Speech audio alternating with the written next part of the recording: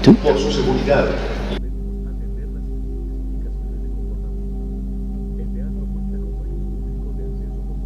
Sound test. Al lado derecho e izquierdo, en las zonas del lobby, sótano y balcón. El servicio de primeros auxilios y ambulancia está a cargo de una entidad aprobada por la Secretaría de Salud Municipal, debidamente identificados. No está permitido el consumo de comidas ni bebidas en la sala. Recordemos, en el caso de una emergencia, atender las instrucciones del personal de logística de la entidad de atención de emergencias. Escuchar las instrucciones que se emiten desde el escenario. No devolverse por ningún motivo. No correr ni gritar sin necesidad. No desatender la conducta de los menores de edad bajo su tutela. Mantener las pertenencias a su alcance y vigiladas. Retornar solo cuando las autoridades o desde el escenario así lo inviten.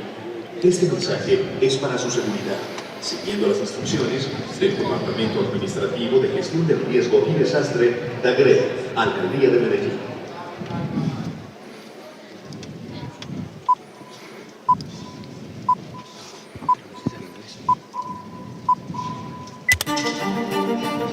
Te damos la bienvenida.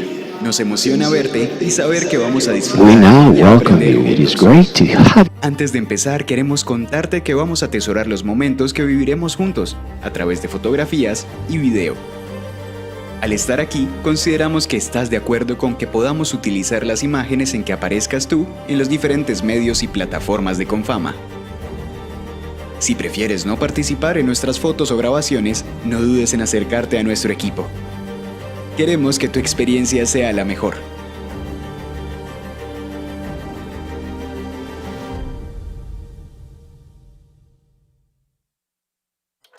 En una época en que pocos se aventuraban en la selva, una joven mujer siguió su pasión por los animales y su inquietud por la ciencia.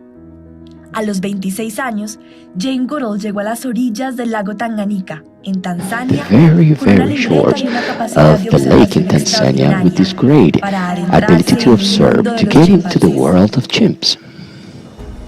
Jane Goodall no solo revolucionó Jane la forma Goodall en que did not only entendíamos a los revolutionize the way in chimpancés, which we understand también provocó que chimpanzees, she also reflexionáramos sobre nuestra generated propia especie. great reflection around Sus our own species.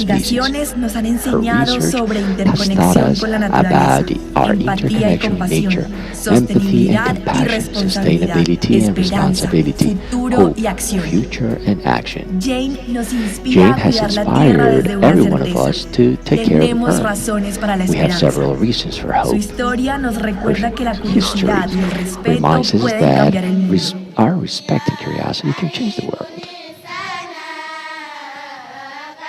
Elemental y Confama compartimos esa idea de Elemental la and esperanza. Confama share the Por idea of eso, hope. con ilusión y That is why, with compromiso, great nos illusion and unimos para que su commitment, we voz nos now vincule gather con el so presente, that her el voice will link futuro y us to sus the retos. wish of a better future and its Escuchémosla y challenges. aprendamos juntos Let's de una listen to her mujer and cuyo let's learn camino nos together from recuerda a que la woman curiosidad, whose el journey respeto reminds us y la that curiosity, compasión respect and pueden compassion transformar el can mundo. transform the world. Reasons for Hope. An event by Elemental, the Jane Goodall Institute in Confama.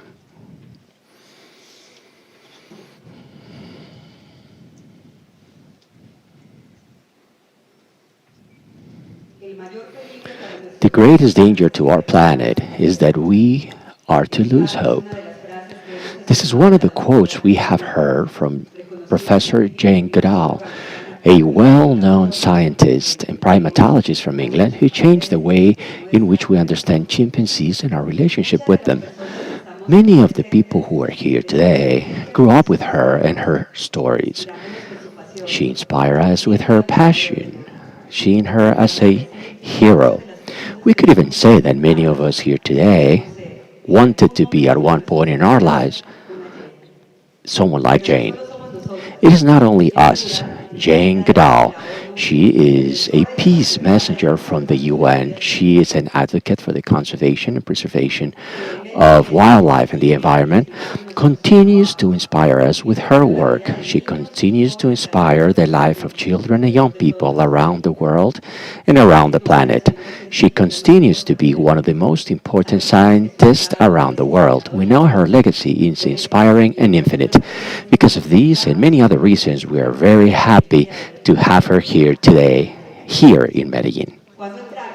When you came into the theater, you were able to hear some sounds. These are some sound landscapes where life comes together. It separates and mixes in a symphony.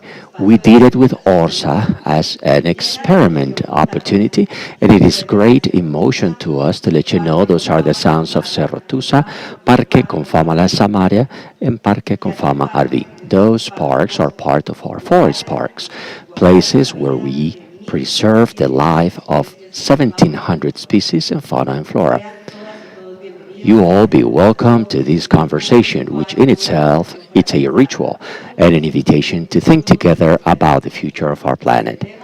Let's extend the warmest greetings to those who join us from the digital world and the TV audience from TV Antioquia and TV Antioquia Go, which is a TV channel that has united the celebration. My name is Perla Antonio Castaño. I work for Confama, and I will be the Master of Ceremony for this event. We are going to start with the word alliance, one of the most beautiful words in the Spanish language. Jane Goodall, during her research, has told us about the indomitable nature of the human spirit to refer to the importance of alliances and teamwork. It was thanks to an alliance that this event was possible. Elemental is an organization, a podcast, a platform that invites us to reflect about life on the planet, our relationship with the planet and all other species. At the beginning of the year, they came to us to let us know that it was possible to have Jane Goodall in Antioquia. In Confama, as part of our 70th year celebration, we knew that we wanted to have a public conversation about hope, the preservation of nature, and the preservation of the planet. So our proposal and our search were two sparks that detonated and got together to make it possible for you to be here at the Metropolitan Theater. To learn a little bit more about Elemental in Confama, I now invite you to watch the following two videos.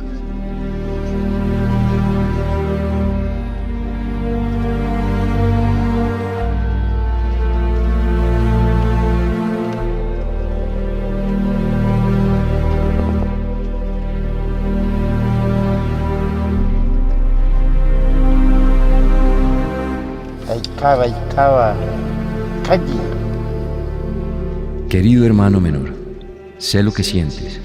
Sientes miedo porque sabes que tu curiosidad ha agitado los ríos, que tu deseo de triunfar ha arrasado los bosques y que esa magnífica energía que empleas para descubrir tecnologías requiere la misma cantidad de energía, toda extraída de las venas de nuestra madre.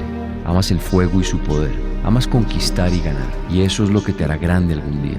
Hoy todavía eres un niño y eres maravilloso, pero tus días de infancia están llegando a su fin. Mamá está cansada y necesita descansar. Necesita la ayuda de nosotros, sus hijos, para que el agua vuelva a fluir y reine la armonía. Hermano, hermana, te pido que mires con nuevos ojos lo que tu crecimiento ha dejado atrás. Cada paso adelante que has dado ha dejado una marca. No te estoy pidiendo que dejes de explorar o innovar, pero que cada nueva creación sea un tributo a la vida, que cada avance respete el delicado equilibrio de nuestro mundo. Juntos podemos forjar un futuro en el que el progreso no signifique pérdida. Mira a tu alrededor y encuentra belleza en la simplicidad, fortaleza en la sostenibilidad y grandeza en la generosidad. Así, unidos, haremos que nuestra madre descanse y vuelva a regocijarse en armonía.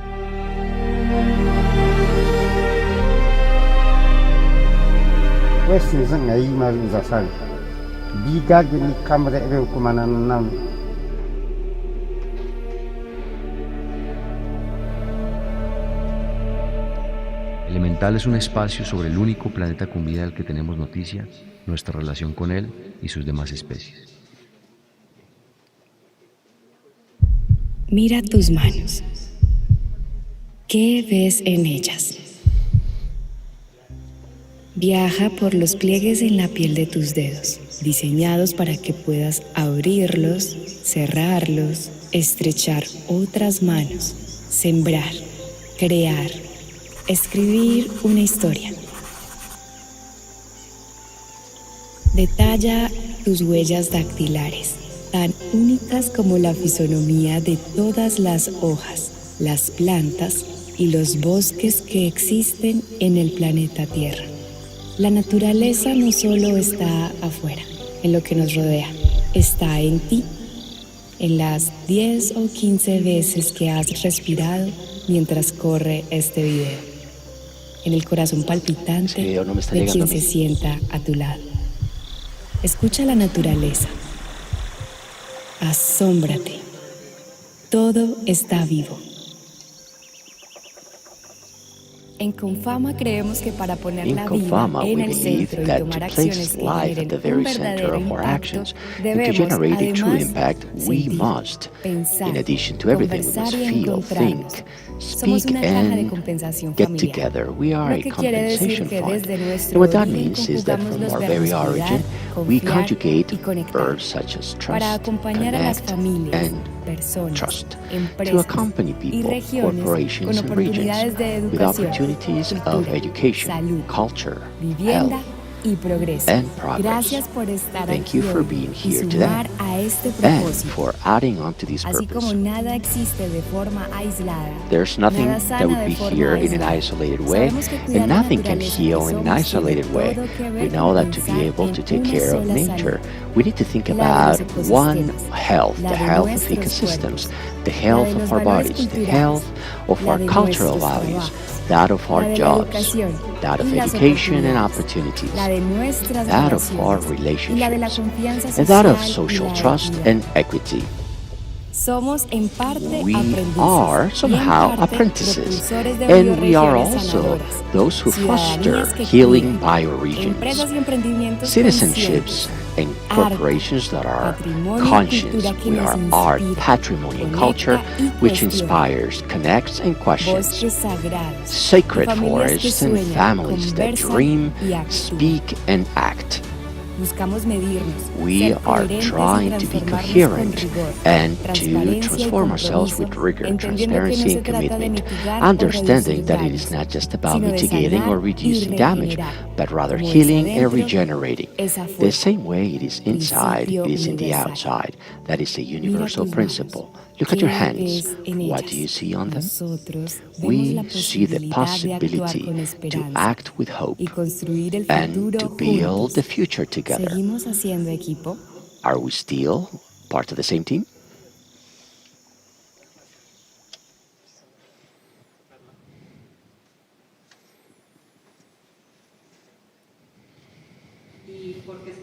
Why are we here? To know the answers to those questions. We are going to have a short conversation with Nicolás Ibargüen, our ally from Elemental, who, in addition to being a long life friend of Jane Goodall, and David Escobar Arango. Mr. Director, please be welcome.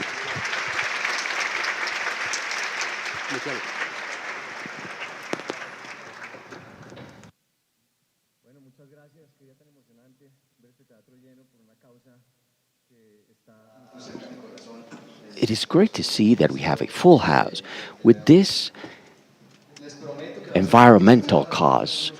We are just here to open up the event. We are just going to get things warmed up for the great event that you all are waiting for. It is a great honor to open up the show for Canto Alegre, Phil Armed, and the great Jane Goodall. I will rather be the show opener for these great talented people. Allow me to start off by thanking everyone. Being able to thank is very important. Sometimes we tend to forget that in our lives. We tend to forget about the things we have. We tend to forget about the places where we are. We generally get distracted and we tend to get concerned about those things we do not have. And we tend to keep our eyes placed on the place we want to get to or those things others have. And we forget what we have now. Speaking of being thankful and gratitude, first of all, I want to thank you, David. This is my dream come true. And this has been my dream for a long time. A person in common, Alicia Mejia, got us together one day. And it was the shortest meeting I have had that has provided such good results and that has made it possible for us to be here. It was simply giving us the possibility to realize that our principles and our mission were in synchrony and we were allies. I told David about my story and he said, okay, count on me, I'm here. I very much admire what Confama does. I am in a very different place. I am very thankful with David, Confama, and the team that has made it possible. Perla, Paula, Luis. And on behalf of Elemental, I am very thankful towards Alicia Mejia for her presentation, Natalia Mejia, my sister-in-law, that has made it possible. It's not just this event. The fact that Jane has visited Colombia for a week, it's been a series of events, lots of coordination. One of the greatest projects for her, which is Roots and Shoots, which is located in over 70-something countries, and she'll tell you a little bit more about. This has been a great coordination. Of course, my wife, Manuela Mejia, you will hear her singing. She's an angel when she sings, and she has been a great support for everything we have done. Thank you, David. And of course, we want to thank our planet, and we tend to forget that. Thank nature, thank the ecosystems that make it possible for us to be here, to breathe, to be able to feed ourselves, to drink water, and we take it for granted. And we must begin to connect much more with that, to reflect around that topic. So, David, you are a very interesting bridge because you are the intermediary between the private companies, corporations, and people. Your organization is very beautiful because its reason for existence is to help people channelize this corporate strength to provide better lives to people in many aspects. I connected a lot with the environmental topic and aspect, and it is connected with everything else. Nicholas, we have mutual gratitude towards you because we feel thankful for your inviting us to be part of this process and this story. Let me make a parenthesis.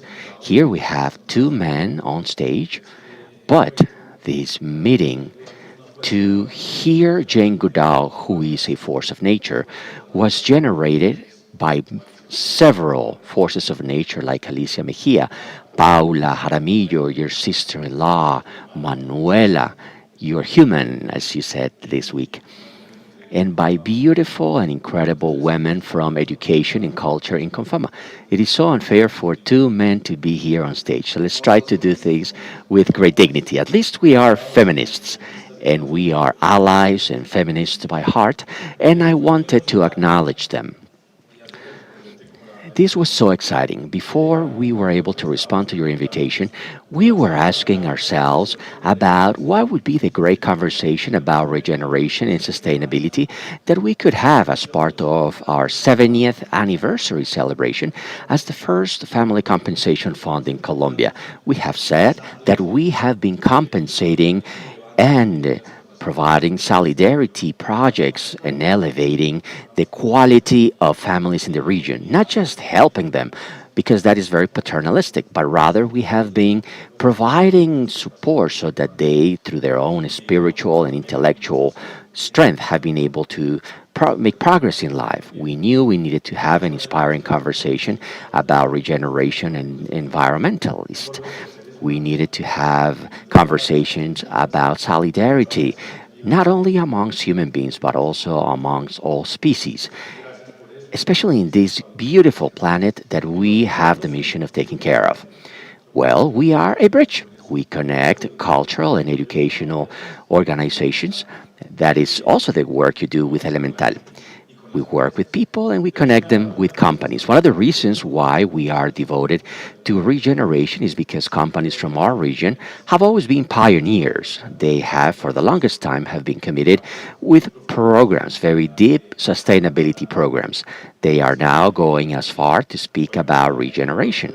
We also hear the voices of communities, the young people, middle class families who tell us that this is as if Colombians and people from Antioquia have re edited our pact with nature. It was so important with our history. At one point, we used to think we had to conquer it.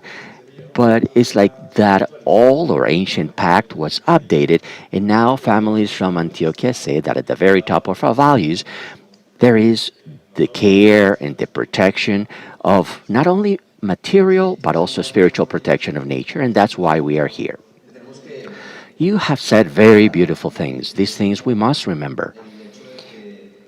The fact that life is a network which is interconnected. We are interdependent on everything. And we must remember that to be able to make it as a species. That idea that you mentioned, the fact that we wanted to dominate nature, that we wanted to conquer it, that was wrong. Fortunately, we are still at a point as a system, and the story that we are now telling continues to have that narrative. But I do think that our narrative in Colombia and Antioquia is now changing from the fight against the elements to connection with nature. We hear it on the streets and we see it in the different peoples from our state. We also see it on our corporate leaders. And that is why we have the hope. And we have the hope to build it. And that is why we're here. That is the message we'll be listening to today, a very powerful message, which at the end says that hope lies in the actions we take. Many people say, do you have the hope? And just remember that hope lies in the actions that I decide to take as an individual. I have the possibility to change my own life, my own reality. But if I am not capable of changing my own world, my own actions, how can I expect the world to change if I am not capable of changing my own life as an individual? Do you know what I think about when I hear you speak? 10 minutes ago, a young woman from Cali came to talk to me. I apologize, Maria Antonia, for mentioning your name out loud. She said, I came all the way here from Cali because this is one of my dreams. You have said changes are taking place. Look, the theater is full. Let's give everyone a round of applause for having come here in great numbers. Look, Antioquia, the state of Antioquia is changing. As I said, it has been my dream to have Jane Goodall because she has been a very important inspiration in my own life. I've known her for 15 years.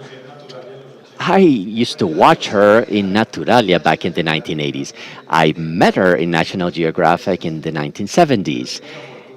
But I have been fortunate enough to build a nice friendship with her.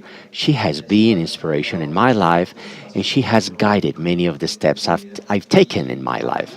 To me, she's a rock star. She's a rock star. Jane Goodall, when I met her, I knew she was a rock star. I always wanted to bring her to Colombia because Colombia, it is not just my country. It is one of the most biodiverse places on the planet. And it saddens me a bit that we as Colombians do not live in a way where we could be accountable for that privilege. It is a great responsibility. I know that Jane's message will allow us to understand this place, this privileged place, much better. A place that not everyone could actually live. To frame the conversation that it's about to take place with Jane's conference, and we need to say goodbye because people are getting anxious now. It's important that it is her, not someone who would know about climate change or sustainability, but rather her, because of her posture and her very definition of hope, which is hope based on optimism. She talks about it as a possible journey around sustainability. There is a lot of people with a very apocalyptic view, without, of course, taking any relevance from this immense challenge that we have. We are a species, we should be one of the species that should be taking care of the planet. She will mention there is a way, there is a light. And of course, we are full of pessimists, but they do not build and they do not onto any. All right, let's say goodbye, and now let's get closer to the moment everyone has been waiting for. I want to wrap it up by saying I am very excited to see a place full of people who will speak about environmental issues. The fact that so many more people wanted to come, we couldn't find a bigger venue, and we fell short.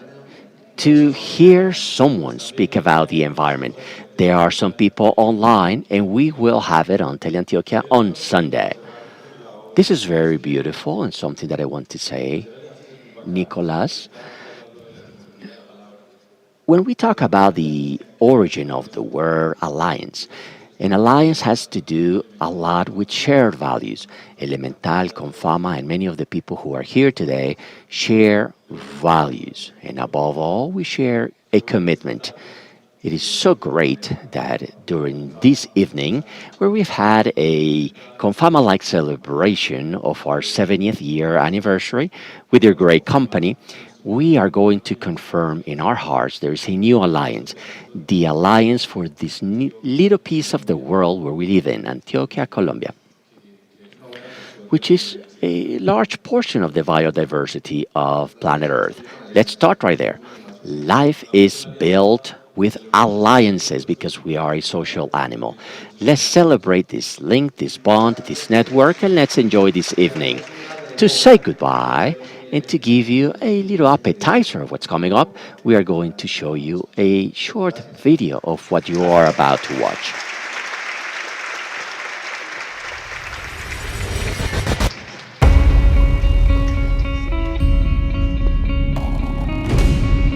Jane Goodall nació con una fascinación por los animales tan profunda que la guió de manera natural hasta lugares recónditos en el continente africano.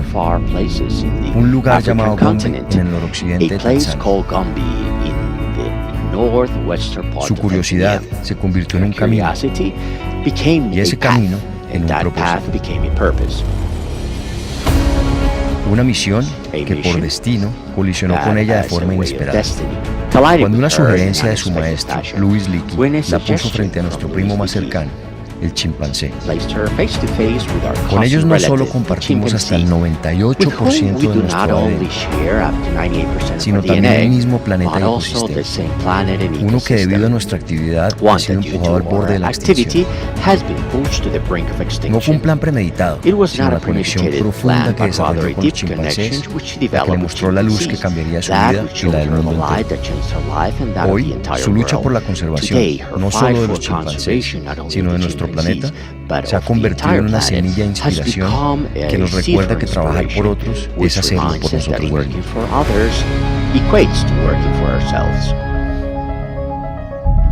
There is hope, but it involves every one of us taking action. We can't just sit there and wait for other people. Every day we live on this planet, we make some que las otras impact. personas lo hagan. Cada día que vivimos en este planeta tenemos un impacto.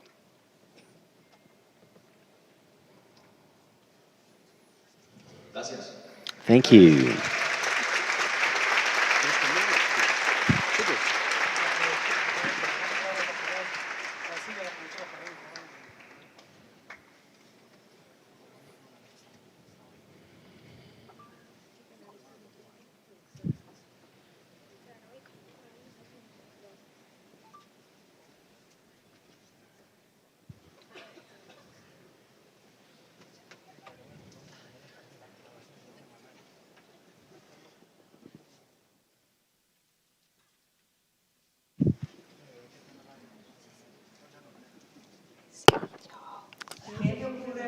What happens to reason, to our will, to our psychological morale when we listen to music. Could we ever live without it? That was something George Steiner, the professor, used to ask himself during one of his rehearsals. It is precisely with music that we want to move forward in our ritual. Manuela Mejia, the Philharmonic Orchestra of Medellin, and Canto Alegre with Julio César Riega, now invites us to connect with life.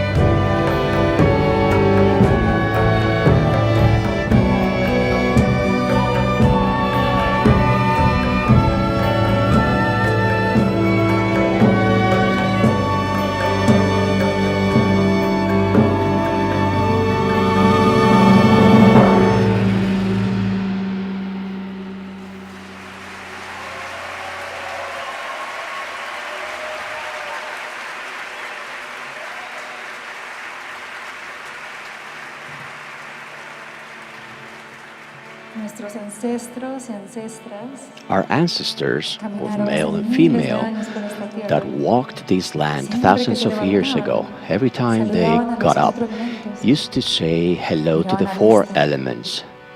They used to say hello to sun and fire, Nina in Quechua, the south, the water which flows, Uno in Quechua. In the west, Pachamama, Mother Earth, the mystery. In the north, Huayra, the wind, the power of our ancestors.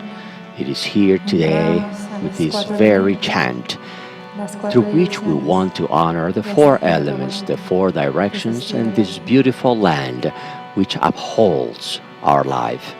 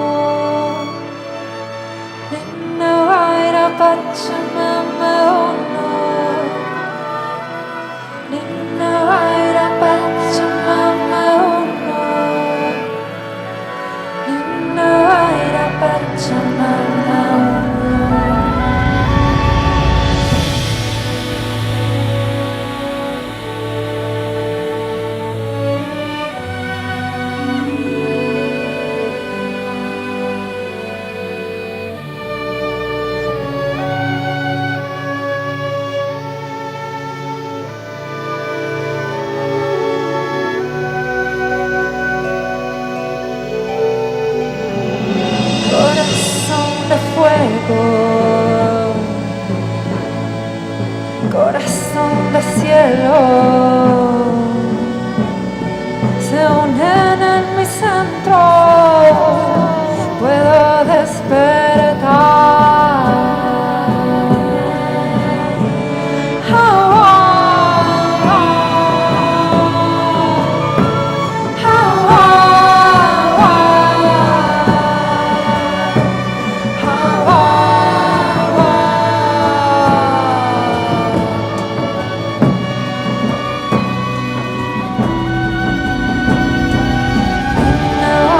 Pachamama.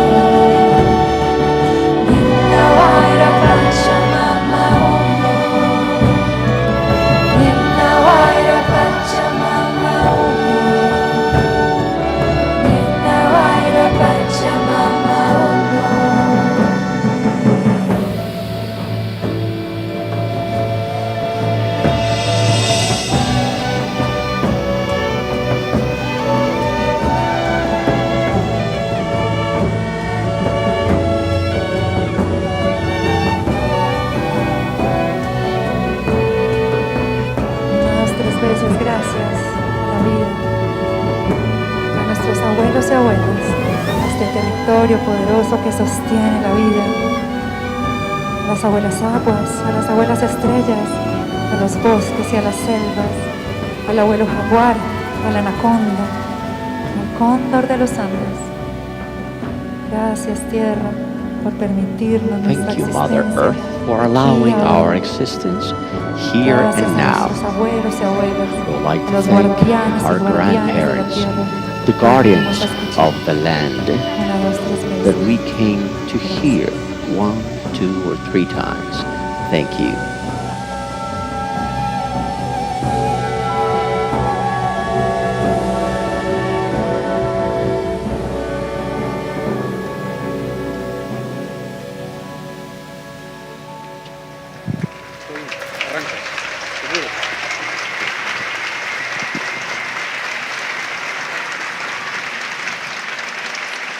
One, two, one, two.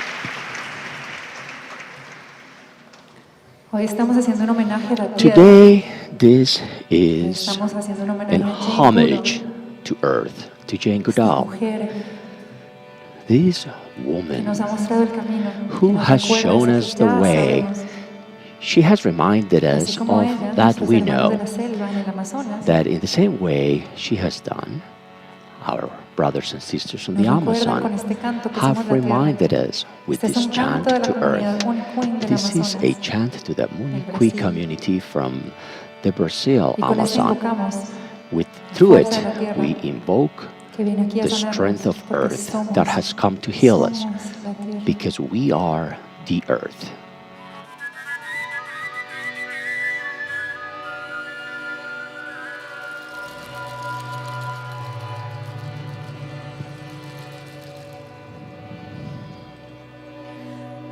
Nakuman, hey, Buddha, Eskawataka, ke.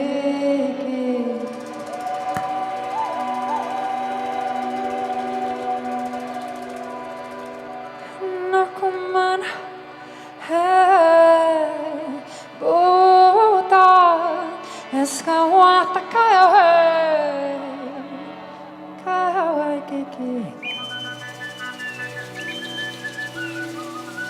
Eskawatakaya, kaya we, kaya we, kaya we kiki.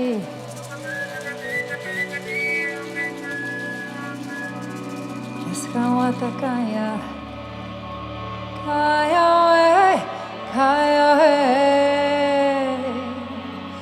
kaya we kiki.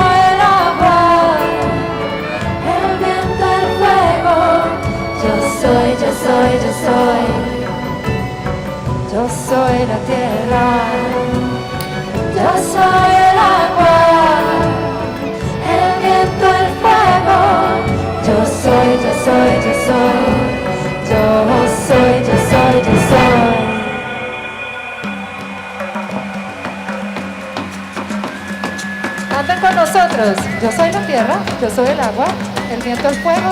Yo soy, yo soy, yo soy. Yo soy la tierra, yo soy el agua, el viento, el fuego. Yo soy, yo soy, yo soy. Los quiero oír. Yo soy la tierra, yo soy el agua, el viento, el fuego. Yo soy, yo soy, yo soy. Los quiero escuchar. Yo soy la tierra, yo soy el agua, el viento, el fuego. Yo soy, yo soy, yo soy. Yo soy la tierra, yo soy el agua, el viento, el fuego. Yo soy, yo soy, yo soy. Yo soy, yo soy, yo soy.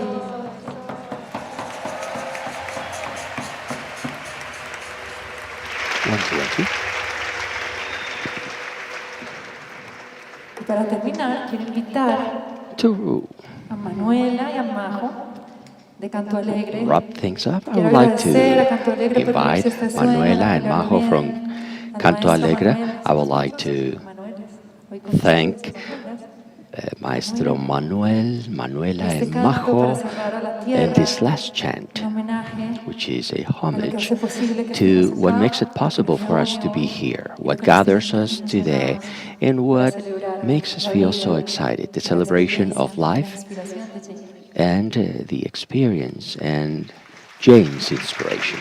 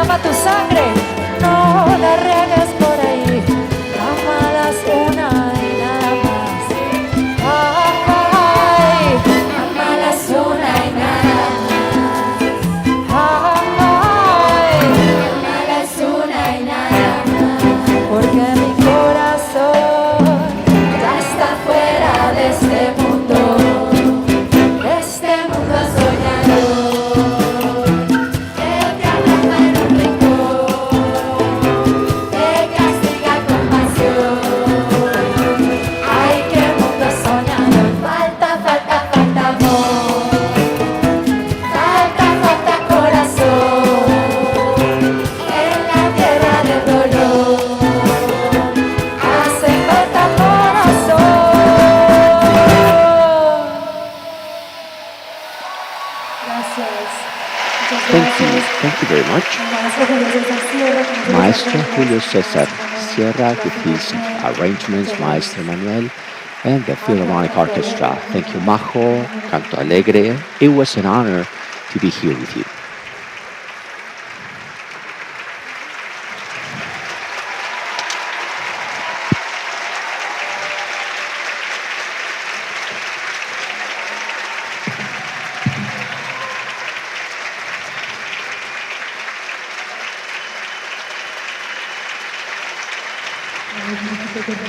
We would like to thank our beautiful musicians.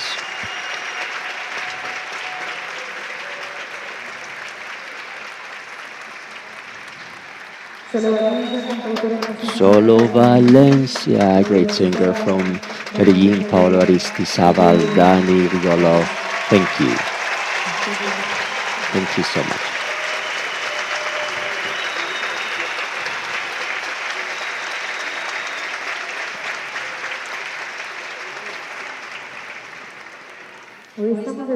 Today we are celebrating Earth, and we thought that Earth, it's outside, but no, Earth, it's inside. That is why I want to take you with me and allow yourselves to go inside. I'm going to invite you to close your eyes. If this is the first time you do it, this will be a good opportunity to try it. It'll just be a few minutes and nothing is going to happen. Close your eyes. And you are going to enter that sacred space that you are. Start to connect with each breath. Inhale, and with each breath, you connect with a tree, with a mangrove. There is a plant which breathes your exhalation and gives you this moment of life. You inhale and exhale. Feel the way the oxygen in the air coming in through your nose comes in and oxygenates your entire body and allows you to be alive. Be conscious of that connection with the thread of life. With our oceans, which are breathing for you to breathe today. Feel the power of your body connected with earth. Imagine there are roots coming from underneath your feet, and those roots connect with the center of the earth. And from the center of the earth, you feel up yourself with new energy coming in through the soles of your feet, through your hips, your belly, and your entire body. You fill yourself with that light that earth is giving you.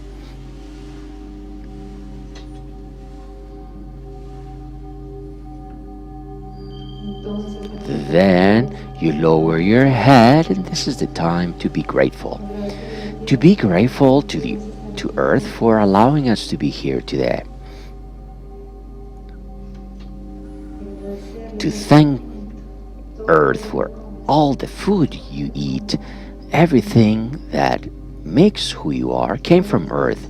Each breath connects you with this powerful fabric of life.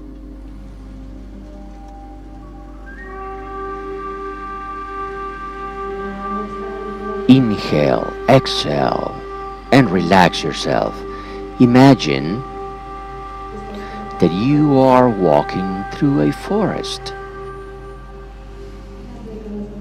A few decades back, a very abundant jungle. Keep your eyes closed. You're walking through that jungle.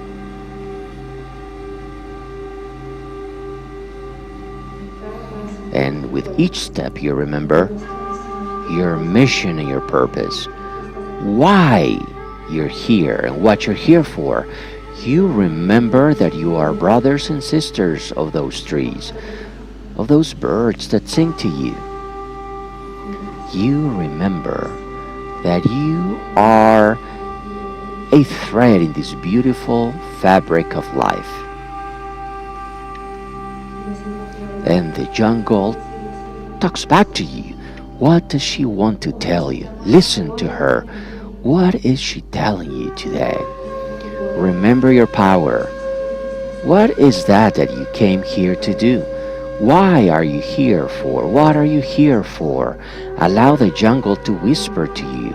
Allow the jungle to whisper to you.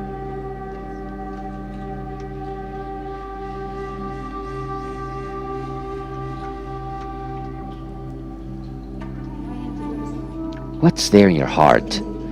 What's there in your heart that you haven't listened to for a long time? What is there that you haven't given enough space to because of the noise of your mind? You are in a jungle full of life. What is your heart whispering to you?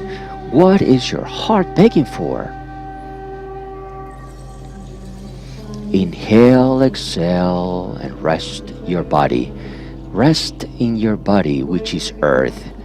Your body which holds memory. Your body which knows what's best for you.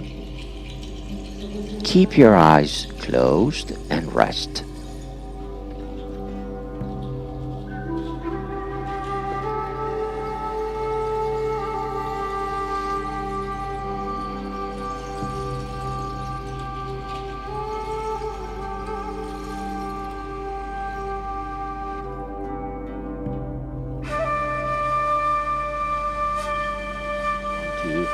Apologize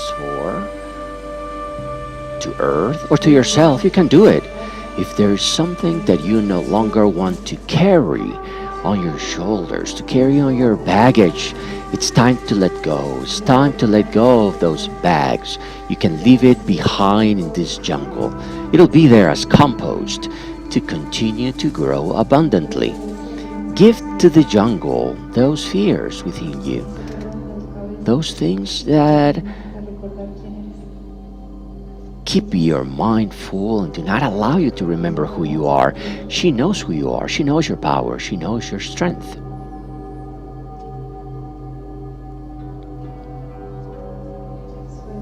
Let go. I know your mind wants things to get started, but allow yourself to be there in that space. And all of a sudden you feel in that jungle where you thought you were alone, on your own, you realize you're not alone.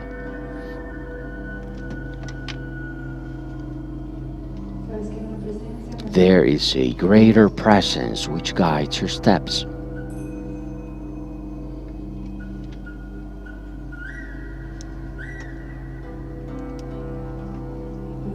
And all of a sudden, that presence grabs your hand. You feel that hand, that warm hand. Feel the power of the company that is here to guide you, to remind you that you are not alone, that we are not alone, and that we cannot do it on our own. To remind you that it is as part of this community and this network that we can achieve it.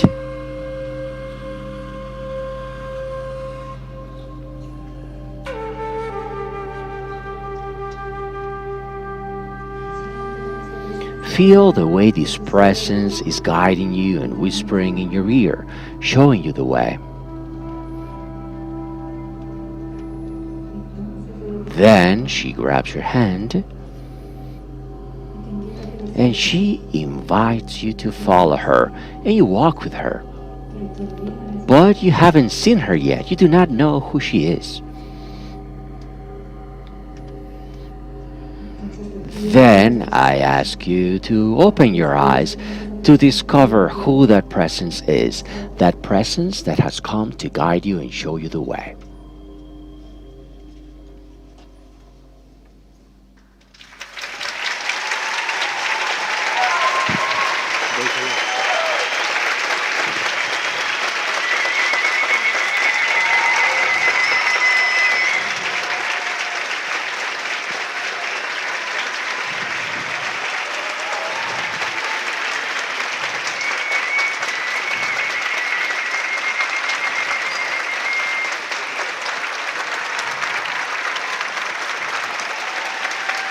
continuity.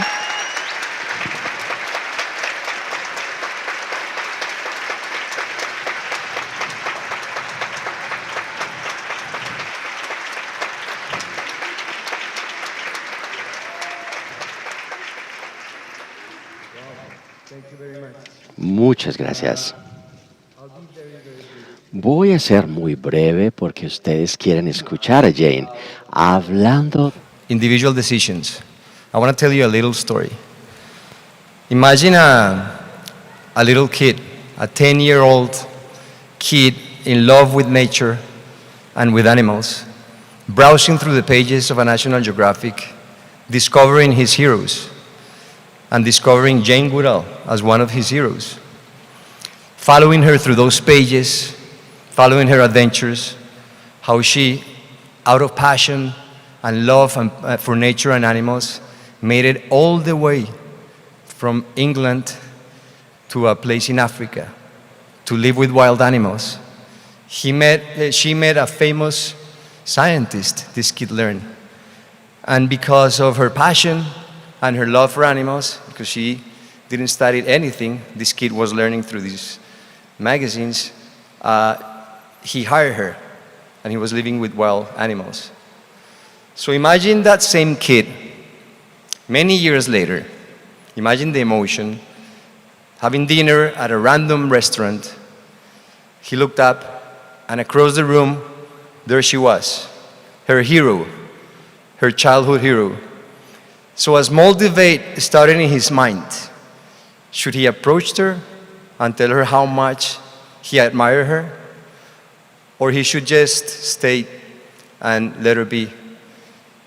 Thank God he made that decision to approach her, because not only he met the icon, the legend, his childhood hero, but amazingly he met the most amazing human being. Big-hearted, generous, empathetic, and in indescribable ways. And thanks to that, and because of that, a beautiful friendship started. And I'm telling you this story because that little kid was me. And it's because that decision, talking about power of decisions and power of individual decisions, in part is because we're here. It's because of that decision that day, and of course, because the support of David and Confama and Susana Name, who's my partner in crime that works with Jane. And thanks to that, we're here. It's been a lifelong dream to bring Jane Goodall to Colombia. And I'm amazed that you guys are going to be listening from her own voice, her own heart, about her powerful message of inspiration. Jane is one of my favorite people on the whole planet. So please join me welcoming Dr. Jane Goodall. Thank you very much.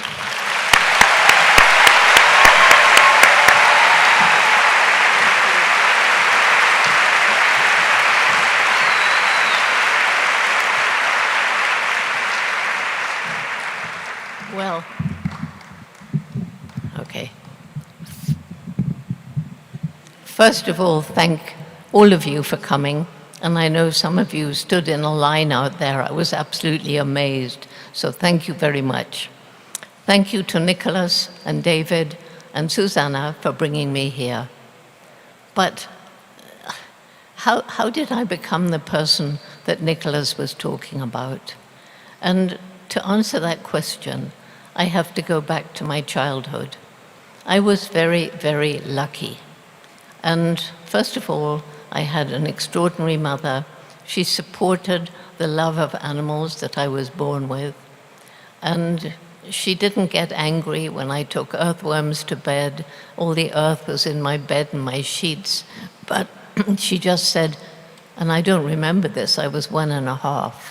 And she just said, Jane, I think you were looking at them so intently because you were wondering, how do they walk without legs? I want to pause at this moment and ask the lighting people, please, can I see the audience a little bit? I don't like talking into blackness. Would you put the house lights up a little bit, please? Because, thank you.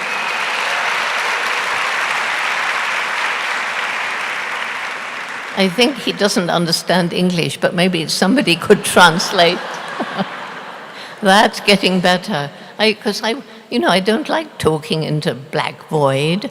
I like to see who I'm talking to and look into your eyes and have a relationship with you, all of you, every one of you in here. Anyway, as I say, I'd still like it a bit lighter, but never mind. As I say, I was very lucky. Not only did I have this wonderful mother, but, and it may sound strange to you, I grew up during World War II. But the reason that was good for my future was because I learned early on the value of life. I learned about the value of courage. And I also learned that you could live with very little, because in England, everything was rationed. And you understood you didn't need all the things that today we believe that we need. We don't need them. We have so much that we want, but we could live without, especially some people. So that's why I think I was lucky. I was also lucky, and you'll see why later, to have the most extraordinary dog. His name was Rusty. And the reason he was extraordinary, he didn't actually belong to us. He came from a hotel down the road where I lived in the south of England. But he became my dog. The hotel didn't mind. We didn't feed him. He went home for his meals. But he taught me so much about animals. Well, because it was wartime, there were no new books, and our books came from the library. But I used to save up my few pennies of pocket money and spend Saturday afternoon in a little second-hand bookshop that I found. And I was 10 years old when I found this little, very cheap edition of Tarzan of the Apes. Now remember, when I was 10 years old, television wasn't invented. So I hadn't seen Tarzan on television. I bought that little book, I read it, I fell passionately in love with Tarzan, glorious lord of the jungle. And then what did Tarzan do? He married the wrong Jane. Right? Thank you.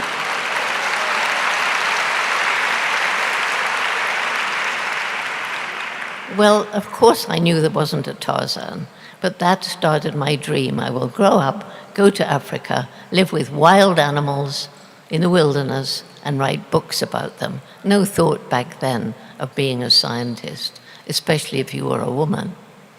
And everybody laughed at me. How will you get to Africa? There's a war raging.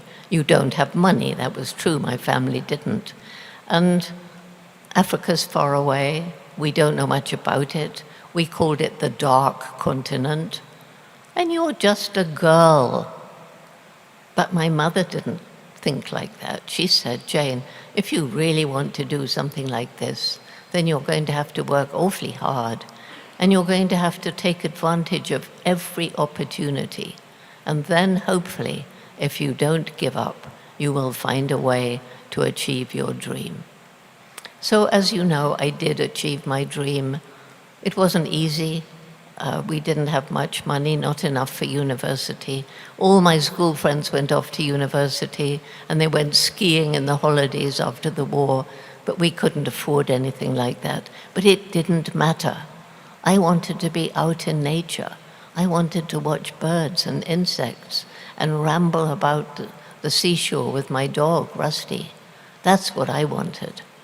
And then I had to get a job when I left school, and my mother had just enough money for a secretarial course. And I didn't want to do that, but she taught me, if you're going to do something, even if you don't want to do it, if you decide to do it, give it everything you've got. So I became a jolly good secretary, even though I didn't want to be one. Anyway, I was working in London, and then comes a letter from a school friend whose parents had moved to Africa, to Kenya, and bought a farm. And she invited me for a holiday. Yes, that was the opportunity. But oh, the money. So I couldn't save money in London. I went home, where I didn't have to pay rent, and I got a job as a waitress in a hotel. And it was jolly hard work. People didn't have much money back then. People came down for a week by the seaside, and you had to look after those people on your 5 tables for a whole week. I made sure they all knew I was saving up for Africa, so I think my tips were a little bit larger than they might otherwise have been. So after about 6 months, I had enough for a return fare. At that time, Kenya was a British colony, and they wouldn't allow people to come in unless you could prove that you could get out again. They didn't want people just landing on them. So there was this wonderful 2-month boat ride. Had to go all the way around Cape Town. And I finally got to my friend. And the very first morning, she ran into my room and she said, "Look out of the window." And there on the soil just outside my window were the paw prints of a big male leopard. So yes, I've arrived in Africa. It was a very different Africa back then. Most of the towns were small, there were not many paved roads, and all the animals were there. And it was, for me, my dream come true. And after I'd stayed with my friend a couple of months, I knew that I needed to get a job. My mother taught me, you don't overstay your welcome. And I got a boring secretarial job. And then somebody one day said, "Jane, if you're interested in animals, you should meet Dr. Louis Leakey, famous paleontologist, somebody who spent his life searching for the fossilized remains of the earliest humans in Africa, the cradle of mankind it's called." And so I went to see him because he was also interested in comparing the bones of fossilized animals with the bones of the current animals. And he asked me many questions, and because I'd read up every book I could find about African animals, I could answer many of his questions. And guess what? Just before I met him, his secretary had suddenly left. He needed a secretary, and there I was. So it wasn't a normal secretarial job. I was in his office, and I'd rescued a little bush baby, a galego, from a market. And that little bush baby lived in a gourd above Dr. Leakey's desk. I was in the same room. And if a visitor came in, these bush babies sleep in the daytime, but hearing a new voice, the head of my little bush baby would peep out of his gourd. And when bush babies jump, they want to get a good grip. So they pee on their hands so that the hands can grip. So the little bush baby would pee on his hands and leap onto the shoulders of this unsuspecting guest. It was really fun. That's the kind of boss I had. He never minded. And I worked for him for a year. He let me go on one of his fossil searching 3-month digs in the middle of the Serengeti Plains. It's now very famous if you're interested in fossils, fossilized humans. It's Olduvai Gorge. Back then there were no roads. Most people believed there were no human fossils, but Leakey and his wife believed there were. So they went every summer for 3 months searching. And as I say, there were no roads. And he always took a couple of assistants, and he let me be one of them. And so very hard work searching for fossils all day. And then in the evening, Gillian and I were allowed to walk out on the plains. And all the animals were there. The elephants, the giraffes, the zebra, the antelope. I mean, all of them. But we were allowed to go, just walking. And Mary Leakey, his wife, she had 2 dogs with her. One of them was the champion of all breeds of Kenya. Her name was Toots. And so we were asked to take the dogs, no leads, leashes, just the dogs.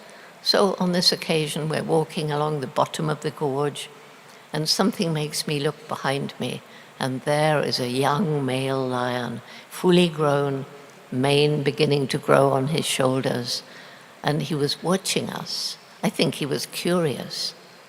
Gillian wanted to hide in the undergrowth. I said, well, the lion will know where we are, but we won't know where the lion is. At this moment, a tiny mouse ran across the trail in front of us, and the two dogs took off after the mouse. So I said, well, we can't do anything unless we get the dogs. So we were quietly calling them, and finally they came, and we had belts, and we attached them to our belts. And I said, we must climb up so the lion couldn't see us up on the open plain. And that's what we did. Gillian had champion of all breeds of Kenya on her belt, and she let her go, and Toots ran back down after the mouse. Well, I said to Gillian, I'd rather face the lion than Mary Leakey if we go back without Toots. So we called, and I was just getting ready to go down. We had no idea where the lion was, when fortunately Toots came back. But it was that little experience that led to Dr. Leakey beginning to talk to me how he wanted somebody to go and study a group of chimps living on the shore of Lake Tanganyika, in what was then Tanganyika, a British protectorate. It's now Tanzania. I said, well, this would be my dream come true. It took a year to get the money. I mean, I hadn't been to university, but finally we got money for 6 months, or he did. And then the British authorities in what was then Tanganyika said, a girl on her own in a forest? Absolutely no. However, Leakey never gave up. And so eventually they said, okay, but you can't come alone. So who volunteered to come with me? That same amazing mother. And she came for 4 of my 6 months. And she boosted my morale, because for those 4 months, the chimpanzees took one look at me and vanished into the undergrowth. And I was getting depressed. But every evening my mother was there when I got back from the hills, and she said, Jane, you're finding out more than you think. You see from that peak that you found, using your binoculars, you see how they bend over the branches to make nests at night, sleeping platforms. You see the foods they're eating. You hear about the calls they're making, what they seem to mean. You're seeing how sometimes they travel alone.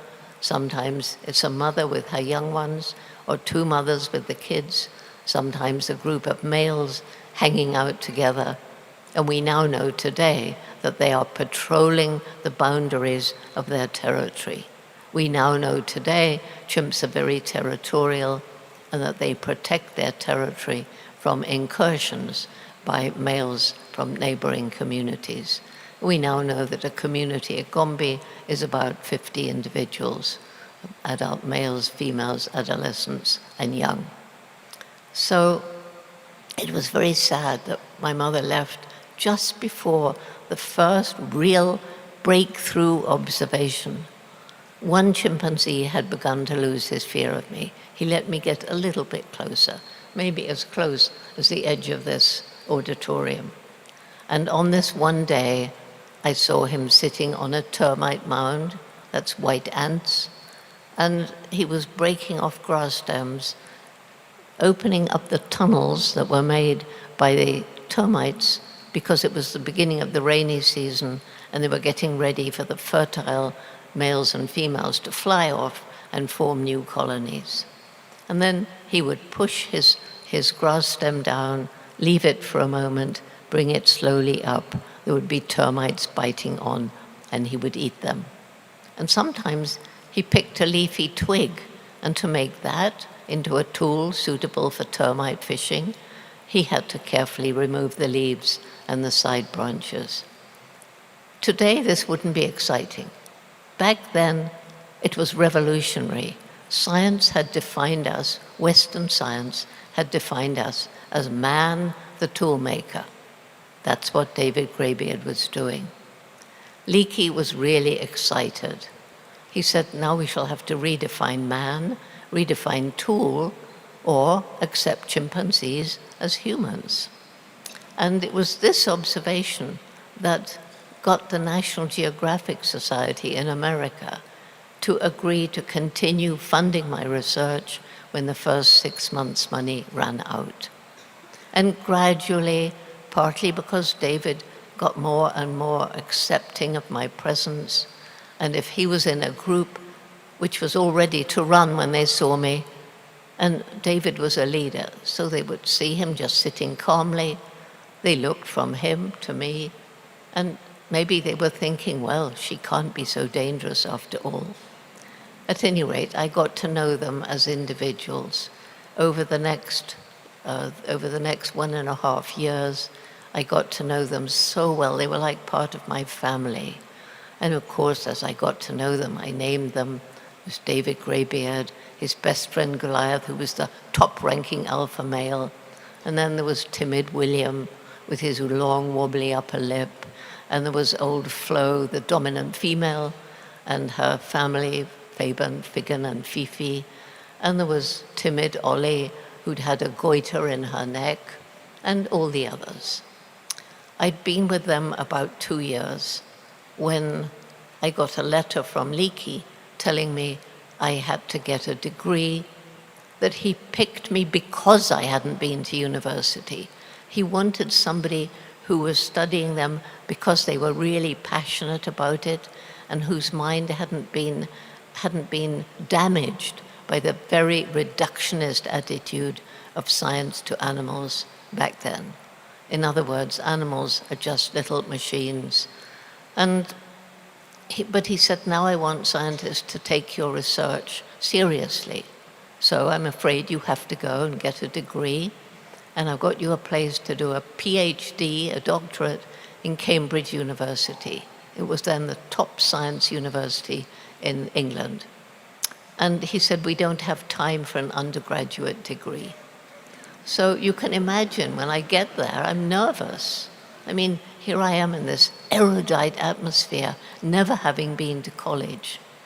And just imagine how I felt when those learned professors, not all of them, but most of them, told me I'd done everything wrong. Jane, you shouldn't give your subjects names. That's not scientific. You should have numbered them. Jane, you can't talk about them having personalities. You can't talk about them having minds capable of solving problems. And you absolutely cannot tell them about chimpanzees having emotions like happiness, sadness, fear, despair, and so on. Why? Because all of those are unique to humans. We were not considered part of the animal kingdom at that time. We were separate on a pinnacle, separated from the other animals by an unbridgeable chasm. But thanks to the chimpanzees, thanks to the Geographic sending a filmmaker, Hugo van Lauwijk, who was my first husband, his film going around showing that everything I was talking about was true. And so gradually scientific opinion changed, and gradually science accepted that we are part of and not separate from the rest of the animal kingdom. So thanks to the chimpanzees, gradually attitudes have changed, although there are still some people who maintain that animals are merely machines and that they're governed by instinct and nothing else. But that attitude is usually perpetrated by people who want to carry on what they're doing, even if it means harming animals, like intensive factory farming of animals or medical research. At any rate, I got my PhD, and I went back to Gombe, and I started a tiny research station. Gombe is the smallest national park in Tanzania. And they were the best days of my life. And I could spend hours out in the rainforest, feeling this strong spiritual connection to the natural world. And this is why I would like to say that being introduced this evening by Manu and the orchestra and the choir with that beautiful music, which just reminds me of the natural world. It's the kind of music I love. So I want to thank all of you, wherever you are, for introducing me to you this evening in that way. Why did I leave? I left because in the middle of the 1980s, I helped to start a conference that was bringing together people studying chimps in the wild. And by that time, there were 6 different study sites across Africa. And we wanted to find out about chimp behavior, how it varies from environment to environment. I had stated that chimps have a kind of culture, behavior passed from one generation to the next through observation, imitation, and practice. Again, the scientists were very disbelieving, but it turns out chimpanzees do have a primitive culture. And sometimes it's a behavior introduced by an individual into the community. So at the same conference, we had a session on conservation. And although I knew there was deforestation, I had not realized the extent of deforestation across Africa, and I certainly hadn't realized the speed with which chimpanzee numbers were dropping everywhere where they were being studied, and that they were being hunted in some countries, African countries, for food, and sometimes mothers were being shot to steal their babies for, in those days, medical research, but also for pets and entertainment like circuses. And of course, as the forest went, chimpanzees were losing their habitat. And I just simply felt I had to try and do something about it. I didn't know what to do. I got some more money, managed to visit these 6 other chimp research sites, learned more about what was the problem for chimps, but also the problems facing so many African people living in and around chimpanzee habitat. The terrible poverty, the lack of good health and education facilities, the degradation of the farmland as their numbers grew, how they were moving deeper into the forest to get new land, to grow food, or to make money from charcoal or timber. And this was exposing them to chimpanzee and gorilla disease because they're so like us biologically that we can catch their diseases. Of course, it was worse for the chimpanzees because they can catch our diseases too, and we were continually taking new diseases into the forest. So it came to a head when I flew over the tiny Gombe National Park, where, by the way, we're in our 63rd year of study. We've never stopped. And back then, this was the mid-1980s, I flew over what had been part of a huge forest stretching across Africa. It was called the Equatorial Forest Belt. But by the mid to late 1980s, it was shocking to look down from the small plane and see a tiny island of forest. That was the Gombe National Park, and all around the trees had gone. So my precious chimps that were my family were isolated.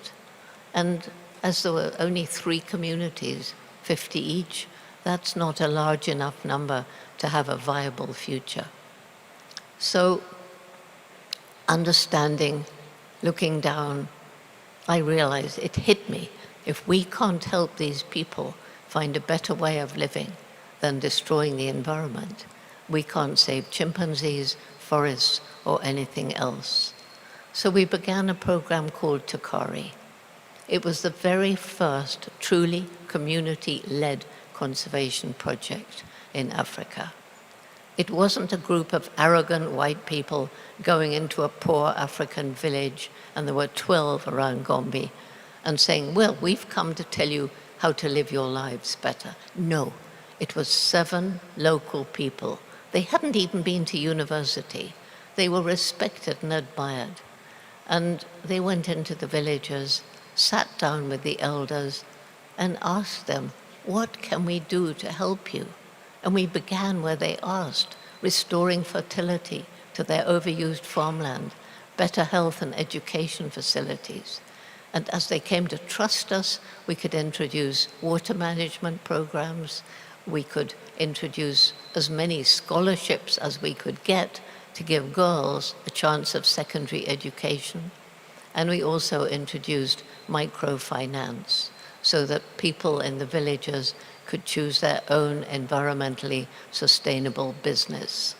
And I love the microfinance because if you get a grant, your hand's out, here's money to do something, you use it up wisely, but then your hand goes out for more. But if you have to pay back, then you're so proud, I did this myself. And it's made all the difference in the world, not only at Gombe, but everywhere else. So we eventually introduced cutting-edge technology, and we now have this program throughout the Chimpanzee range. All the villages have volunteer forest monitors. All the villages along the lake have village forest reserves.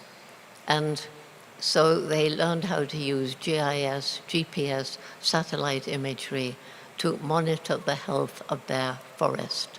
And that would include noting down with a little pressing of a little button on their cell phone or their iPad, and noting anywhere where an illegal tree was felled, where there was an illegal animal trap, but also noting down where there were chimpanzees or their nests, or there was a leopard. It was just getting to know their habitat better. And all the villagers are required to make land use management plans. And because they all came to realize that saving the environment isn't just for wildlife, it's for their own future. They understand they need the trees to help with rainfall, to help reduce climate change. And so with them understanding that, the land use management plans now include making corridors between isolated chimp populations so that there can be transfer of genetic material, and making barriers between the village and what the villagers do and areas that can be saved for wildlife. So doing all this, of course, was costing money. And by this time, I'm traveling all around the world. For me, it was raising awareness, but actually at the same time, it was raising money for our projects. And I was meeting, as I traveled, many young people who were losing hope, because even back then, in the early 90s, the world was falling to pieces. The environment was being degraded. Some early warning voices were talking about climate change and loss of biodiversity. And if young people lose hope, we've had it, we're doomed, because without hope you give up and you do nothing. And we're in a very serious situation now with darkness spreading around the globe when we must get together. And we need to rely on our youth because they will live beyond us. So 12 young people came to my house in Tanzania with many problems. They were worried about the poaching in the national parks. They were worried about street children with nowhere to live. They were worried about the cruel treatment of dogs and cats and things like that. So we got together a group of 30, and this program, Roots and Shoots, was born. The main message: every single individual, every one of all of you and me, every day we live, we make some impact on the planet, and we can choose what sort of impact we make. What do we buy? How was it made? Did it harm the environment? Was it cruel to animals like factory farming? And is it cheap because of unfair wages or even slavery? And that program, which now entails every group, they choose. We don't dictate to them. They choose projects to make the world a better place. One to help people, one to help animals, one to help the environment. It's now in 70 countries. We have members in kindergarten, university, more and more adults forming groups, and it's growing in Latin America, and it's growing in Colombia. And at this stage, I would like to invite Paula, who's responsible for growing the program throughout Latin America, and she's come here from Argentina to be with a group of young people who I think are in the second row, who are really growing roots and shoots in different parts of the world.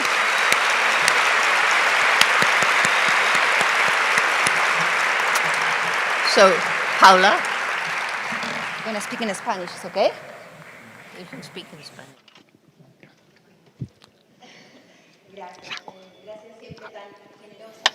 Thank you so much, Jane, for being so generous, for allowing the possibility to share information about Roots and Shoots. Roots and Shoots is an educational environmental program, humanitarian. It is in Latin America and in Colombia since 2013. There is great history in the country.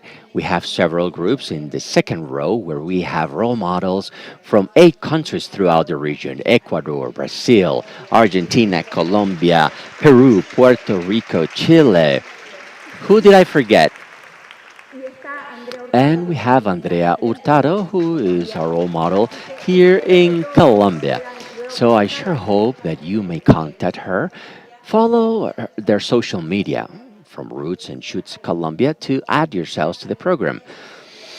There are several groups and several initiatives throughout the country. We want to make good use of Jane's visit to Colombia to make the program even stronger, and we need every single one of you for that. Please do contact us and please add yourselves to Roots and Shoots.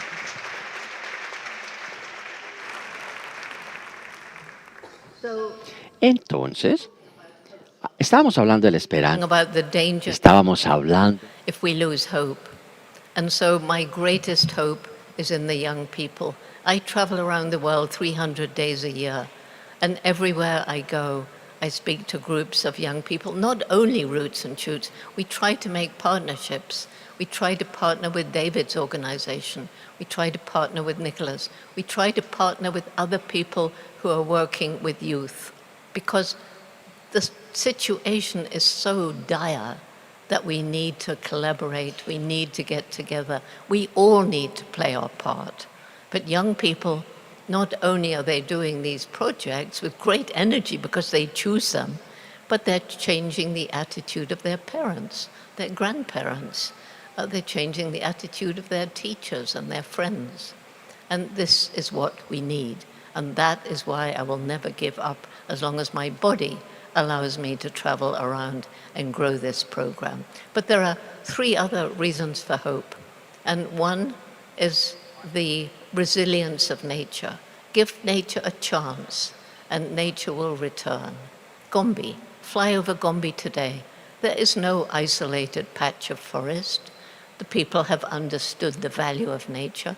They've set land aside for nature, and nature has come back, and the animals are coming back. And this is happening all over the world. And animal species on the brink of extinction are being given another chance. And so many cities, and I love this city here because you drive through the streets and there are so many trees, there's so many green walls, and this is what we need all over the world, because we actually need nature, especially children, for their good development. And nature can restore hope and health in many, many people. So green cities, if you don't happen to live in the country, are very, very important.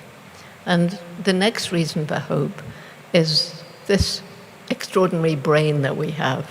So the biggest difference between us, chimpanzees, and other animals is the extraordinary, explosive development of our intellect. I mean, okay, animals are way more intelligent than we used to think. And that's why I brought my little friends here. You must be wondering why these little creatures are sitting here. So let me start with rats. Oh, they mostly have a bad reputation. Actually, rats are incredibly intelligent. And if you look up 5 amazing rats, you will be astounded. I don't have time to talk about them. But Ratty represents the giant forest rat of Africa. They have been taught, because of their amazing sense of smell, they can detect landmines that have been left underground after Africa's long civil wars. They have helped to remove all landmines from Mozambique. They're working in Angola, they're working in Cambodia, and many other places around the world. And they're unbelievably intelligent. We now have some of them who can detect the earliest signs of tuberculosis before machines. We have some rats who are right now being trained to go underground after an earthquake or a bombing, because they can detect live people under the rubble where nobody else can go. And what I love is the rats who are being trained to climb up into the containers in the airports and the ports to detect illegally trafficked animals, animals being smuggled around the world, like ivory and rhino horn, like pangolins, the most heavily, I hope this is okay, the most heavily trafficked animal in the world. And so I love the rat. And then, okay, this is piglet. Okay, pigs. Oh, what do you think of with pigs? Bacon and pork. Well, piglet represents a pig, I know, called not Picasso, the artist, but Pigcasso. Because Picasso was rescued from slaughter by an artist. She has a little sanctuary. Yes, it needs to come. Yeah, I couldn't do it, thank you.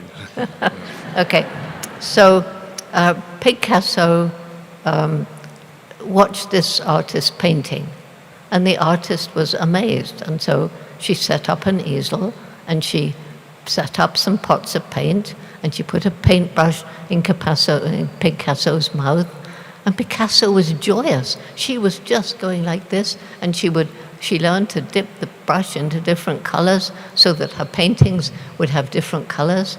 Her biggest painting sold for $25,000.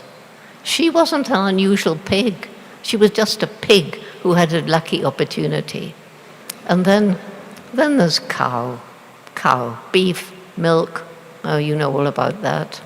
The intensive farming of cattle is some of the cruelest things that we as humans do to other animals. And if you've seen film of cows in these places where they're raised for beef, it's horrible.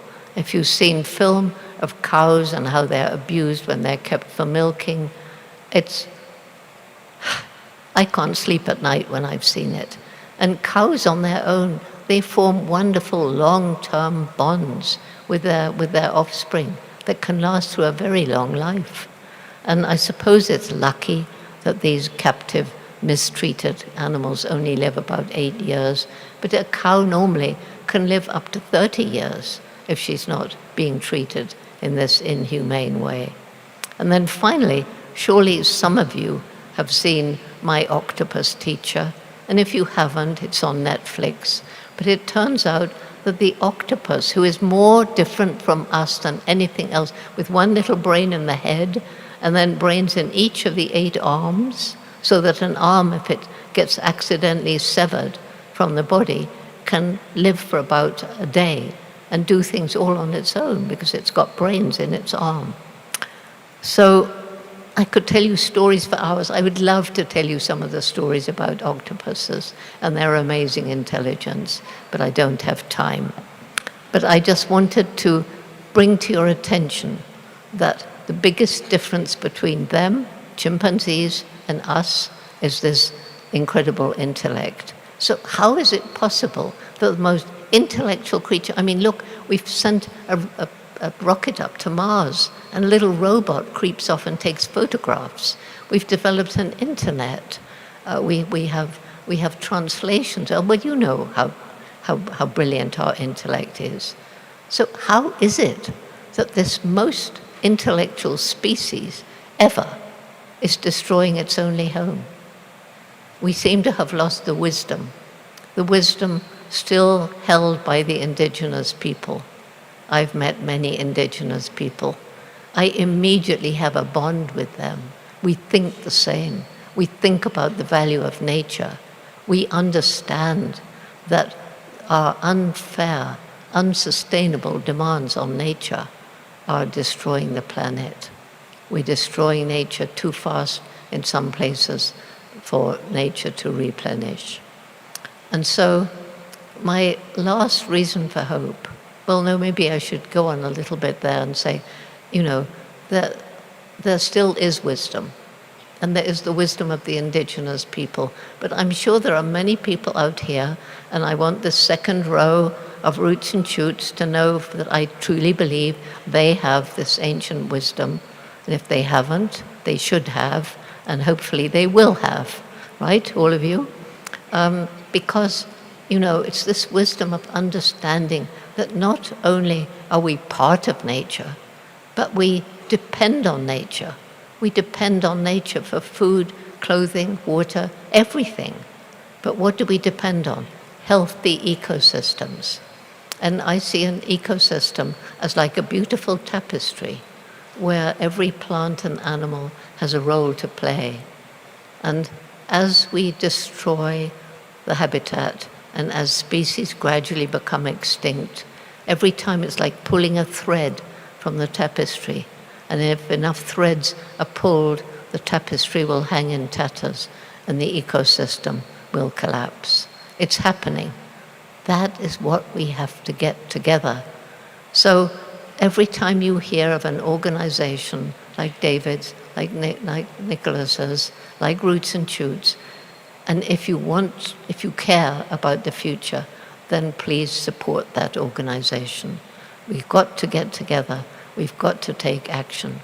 And my last reason for hope is the indomitable human spirit. And as I will later show you, it's not only humans who have an indomitable spirit, but this is Mr. H. He's 32 years old. He was given to me on my birthday 32 years ago. And the man who gave him to me thought he was giving me a stuffed chimpanzee. So I took his hand. His name was Gary Horn. That's why he's Mr. H. I took his hand and I made him hold the tail. Gary, chimps don't have tails. Gary was made blind when he was 21 years old. He was 21 in the US Marines, lost his total sight, decided for some bizarre reason he wanted to be a magician. Everybody said, but Gary, a blind person can't be a magician. Children don't know he's blind. And I'm betting that if he was standing here now, very, very few people would notice that he was not sighted. And at the end of his shows to children, he'll tell them he's blind, and he will say to them, something might go wrong in your life because we never know. But if it does, don't give up. There's always a way forward. And he does skydiving. He does cross-country skiing. He's been down in the ocean in a cage with great white sharks. And he's taught himself to paint. He never painted before. There's a portrait, I'll try and send it here. He's made a portrait of Mr. H, whom he's never seen. He's only felt. If you see it, you'll be amazed. So those are my reasons for hope. And that indomitable spirit that doesn't give up, that tackles what seems impossible, we all have it. All of us. We all have that indomitable spirit, but people sometimes don't realize it. They don't realize the impact that they can have on the people around them, the difference they can make for the young people of the future if they just let that indomitable spirit grow and find the path that is assigned to them as they're born onto this planet. So those are my reasons for hope. And it applies to every single one of you here. And I want to thank you all again for being here and for listening to me. Thank you.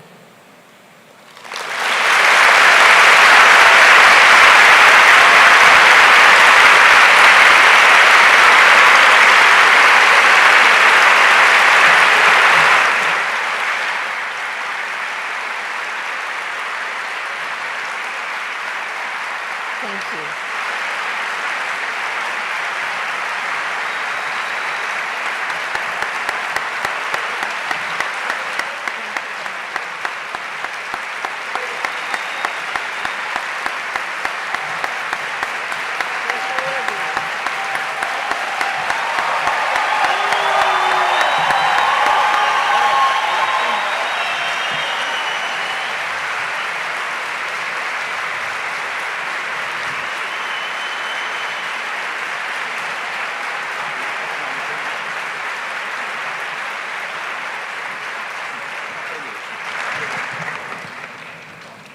Thank you for that wonderful thank you. Thank you very much, Jane. Every time I've listened to you talk many times, but always is as inspiring. Thank you so much. Well, we have some questions, short questions from the audience. But before that, I want to share something with you. A friend of mine, Marcela Fernandez from Cumbres Blancas, she made sure and invited the people from Colombia, the organizations from Colombia that are working to save primates in Colombia. So they're here. And if you guys are around here, please stand up so we can see you. There's not enough light in here. Okay, great, but thank you very much.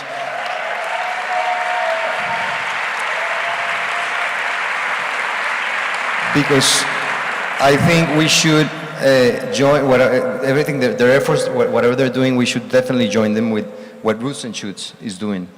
And they're gonna have a table on the way out where you can guys stop by and find out how you can help primates in Colombia, because a lot of them are threatened, so there's a lot we can do as individuals. So, without further ado, we're gonna go through some questions from the audience. The first one is,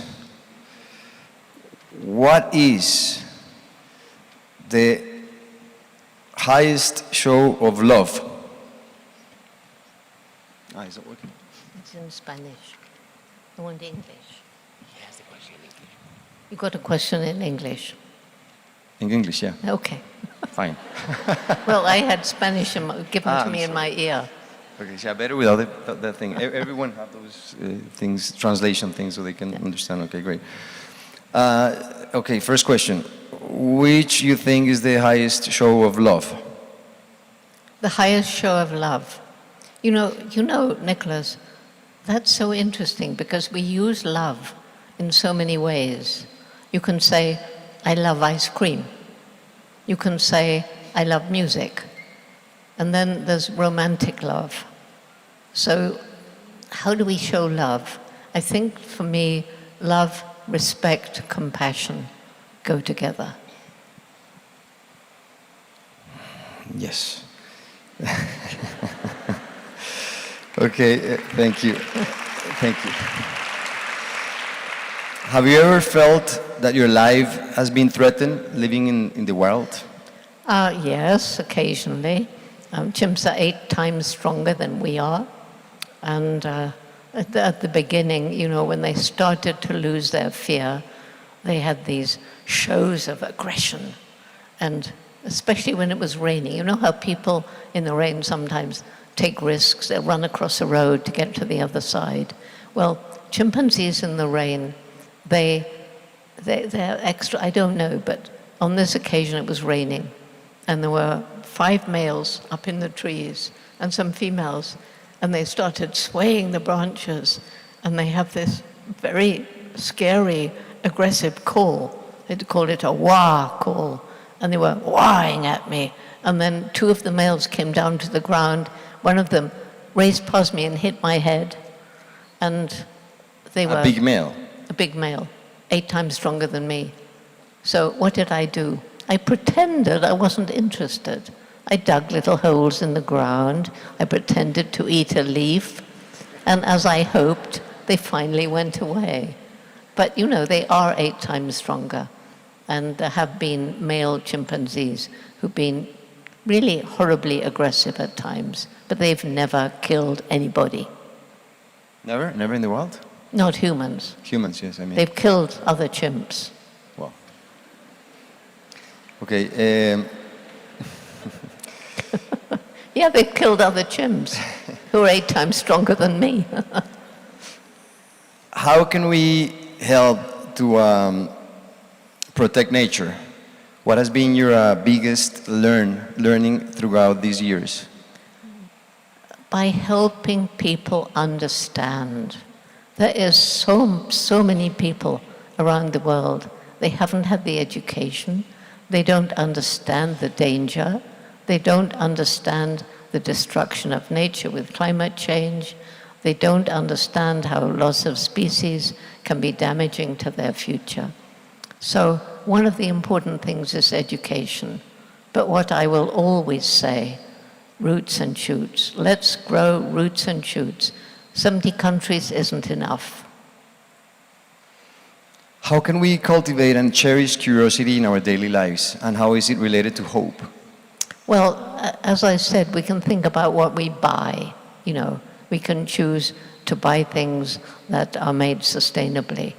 And a lot of people say, well, yes, but it costs a little bit more. Well, if it costs a little bit more, you will value it more and you will waste less, because a huge problem around the world is waste. We waste. Like today at lunchtime, we at the hotel, we had lunch sent up for 3 of us, and I couldn't eat half of mine, so I put some of it aside. We found a box.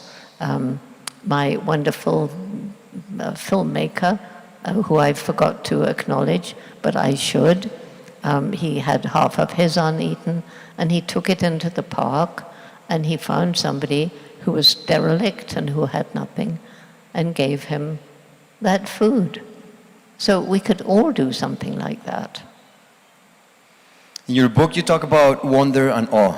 You've mentioned that you are a naturalist because a naturalist always seeks for the wonders of nature. Could you share some tips on how to establish a deep, almost a spiritual bond with nature beyond just the scientific and physical aspects? How can we all become more of naturalists and better understand our connection and need of nature? Well, I think, you know, for me, the important thing for me was being out in nature. And today, so many people are totally divorced from nature because they live in the city. And there's very often no real education. And yet we now have scientific proof for the healthy mental and physical development of a child. Being in nature is really important. People who are traumatized, you know, they're suffering from post-stress syndrome. Nature is the cure for them.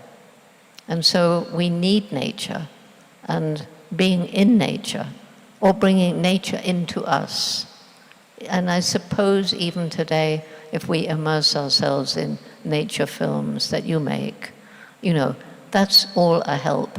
Nothing quite comes up to being in wild nature, but we just have to do whatever we can. You know what, now there's a thing now about that. It's called nature deficit disorder. What? Nature deficit disorder. There's a thing now that they call it like that because we're just so disconnected. Nature deficit disorder.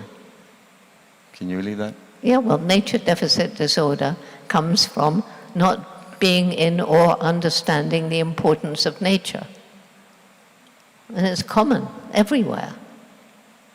And, you know, this is where the indigenous people, those who are left in the environment where their culture was born and where they are maintaining those ancient cultural beliefs in how to live, we are beginning, finally, to listen to their voices. But for so long, they were just, well, think what happened, what's happened to indigenous people all over the world. They have been denigrated, they have been suppressed, children have been stolen and sold into, it's been horrible. But finally, we're beginning to understand that they hold something precious for all of us. And we are beginning, finally, to listen to their voices. I guess this last question also has a very similar answer, but I'm going to ask it anyway. When we feel anxious, deeply sad, or even apathetic, how can we have a wider perspective and hold on into hope? Can you say that again, looking at me? Sorry. When we feel anxious, deeply sad, or even apathetic, how can we have a wider perspective and hold into hope? Well, it's different for everybody, isn't it? It depends on your family. It depends on your upbringing. But I would like to see every country incorporate into its education system an understanding of the importance of nature. I would like parents to have the knowledge which they would gain if they had the right education system, so that they could introduce their children to nature in whatever way was possible for them. And only in that way, I think, can we, I mean, we all care about our, let me end with a little short story, because I think it's an important one, and it's short. I often talk to groups of CEOs, and this was a group of CEOs in Singapore. And at the end of my talk, which is much like what I just said to you, one of these men who had an international corporation, he came up to me and he said, Jane, I promise for the last 8 years, I've really been trying to get my company more sustainable, more ethical in the country where we source our products, in the supply chain, which is difficult, but we're trying, in our offices around the world, you know, how we use resources, and in the way we treat our customers.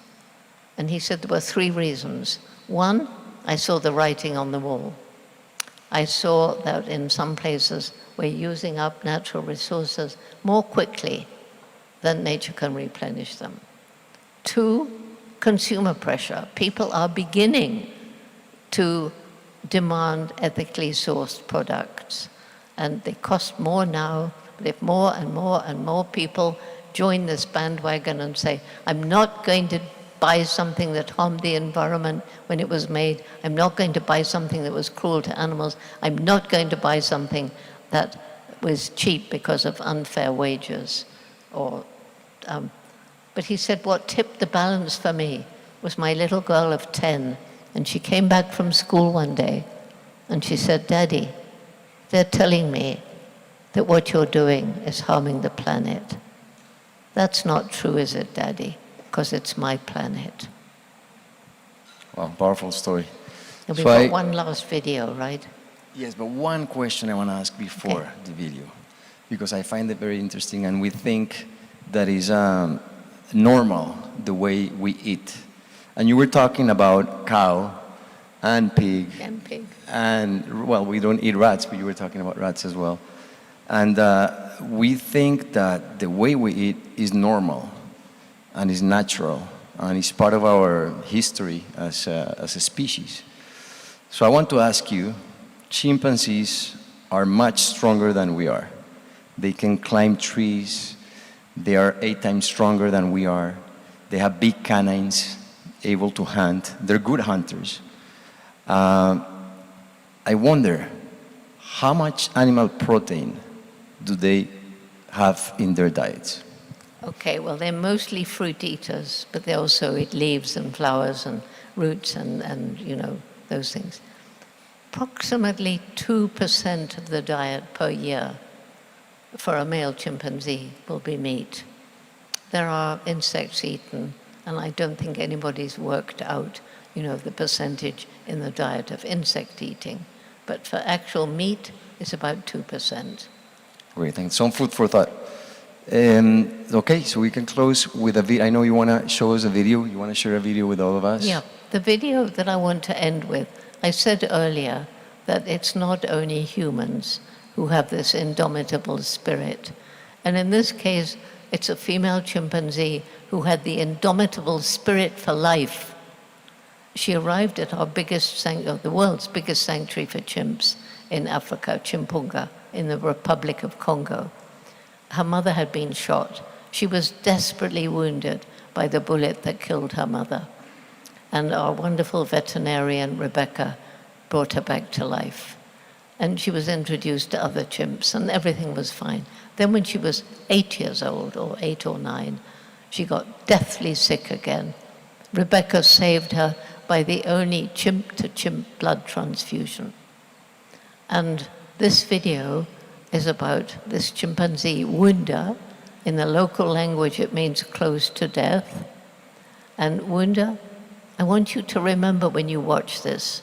It says it in the video, but please remember, I had never met Wunda until this day. I met her on this day only. She's about 10 years old. She's been chosen as one of those females that's appropriate to release onto one of these beautiful islands that the government has given us. And so when you watch this video, there's one thing that I beg of you. When you see what happened when she came out of her traveling cage onto the island. Don't start applauding. Just try to imagine what it was like when you could just hear the sound of the river running by the island, when you could hear the wind rustling the leaves, when you could hear the birds and the insects. It was the most amazing moment of my life. Try and live that moment with me, please. Thank you.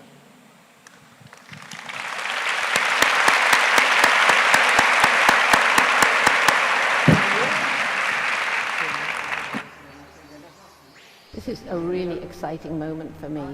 The Jane Goodall Institute's Chimpunga Chimpanzee Rehabilitation Center in the Republic of Congo has for years been caring for infants whose mothers were killed, mostly for the illegal bushmeat trade. Many of them are now fully grown. Recently, we acquired adquirimos tres grandes islas on the beautiful Kwilu River, where we can release many of the chimpanzees from our overcrowded center. In here is Wunda, and she nearly died, but thanks to Rebecca, she came back from the dead. And here she is about to come out into this paradise. She's the 15th chimpanzee to get her freedom here. And we hope ultimately to have about 60 on the island. Today is the first time I've met Wunda. I talked to her on the boat, trying to reassure her. She must have wondered what was happening. None of us could predict exactly what she would do once the cage door opened.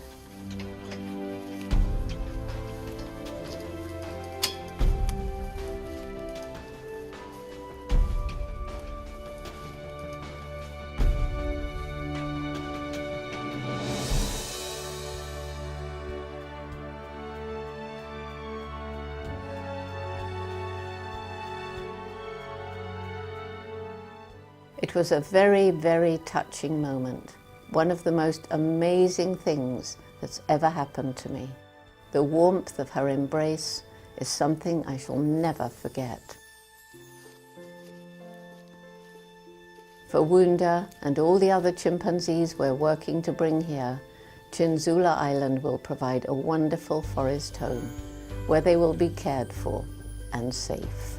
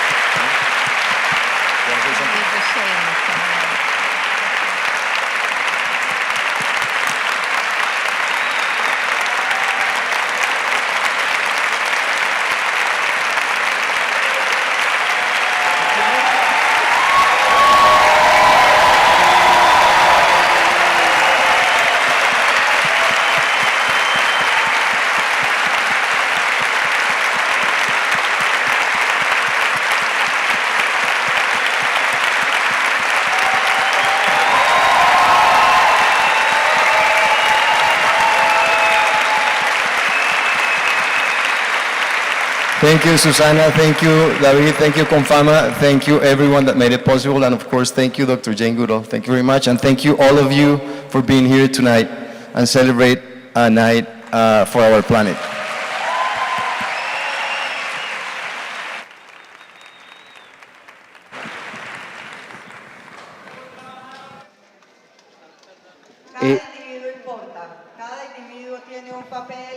¿Te quedas acá un momentico? Gracias, Jane Goodall, por hacernos vibrar con sus palabras, por hacernos responsables de la esperanza.